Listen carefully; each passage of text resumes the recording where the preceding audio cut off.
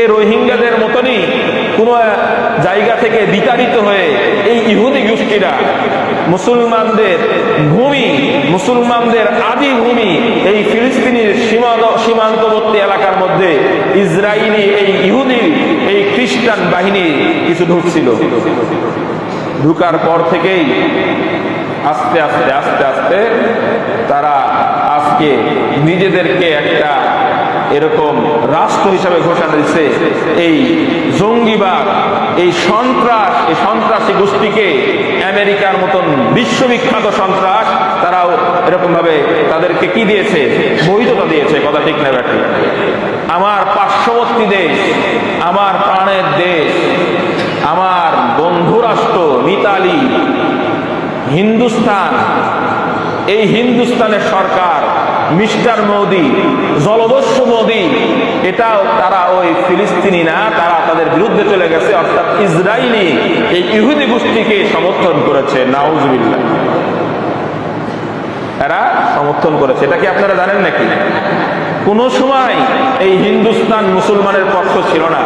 কোন সময় এই মোদি, মিস্টার মোদি, কোন সময় মুসলমানদের পক্ষে ছিল না। মুসলমানদের বিরুদ্ধে সবসময় সোচ্চার। আজকে বর্তমান হিন্দুস্তানেও আমরা জানি না, গোপন তথ্য সর্বক্ষণ সর্ব অবস্থায় মুসলিম নিধন, মুসলিমদেরকে ওই দেশ থেকে উৎখাত করার জন্য নির্মূলে একদম নিচ থেকে উপরে ফেলায় দেওয়ার জন্য এক কঠিন ষড়যন্ত্র চলতেছে। কথা ঠিক না ঠিক? কিন্তু আজকে আমরা এই বিষয়ে খবর রাখি না। তো যাই হোক, এরকম আরো বেশ কিছু রাষ্ট্র, আবার আমি এর আগেও বলছিলাম, আমরা যে দেশের খুব সাপোর্ট করি আর্জেন্টিনা, এই আর্জেন্টিনাও আপনার ফিলিস্তিনের বিরুদ্ধে ইসরায়েলের পক্ষে, ওরকম দেশের আমরা সাপোর্ট করি। তো যাই হোক, এরকম বেশ কিছু দেশ তাদেরকে সমর্থন করেছে এবং বৈধ রাষ্ট্রতার সে এরকম ভাবে খেতাব পাওয়া গেছে। বর্তমান বিশ্বে সবথেকে বেশি সুপার পাওয়ার যারা দাবি করে আমেরিকার মতন যদি দেশ, রাষ্ট্র যদি তাদেরকে বৈধতা ঘোষণা করে, তাহলে আর অবৈধতাকে কে বানায়? কিন্তু এই ইসরায়েলের মধ্যে কোরআন এবং সুন্নাহ থেকে সঠিক তথ্য যদি এটা বাইর করা যায়, বলা হয়, তাহলে এই ইহুদি গোষ্ঠীর অধিক অংশগুলাই হলো জারদ সন্তান, তাদের বাবার কোনো ঠিক নাই। কথা ঠিক না ঠিক?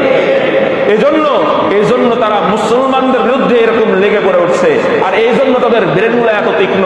আপনারা জানেন না 2007 আর 2008 কথা, আমেরিকা নিচুতে একটা জায়গা করা হয়েছিল, মাটির নিচে একটা শহর কায়েম করা হয়েছিল, তৈরি করা হয়েছিল।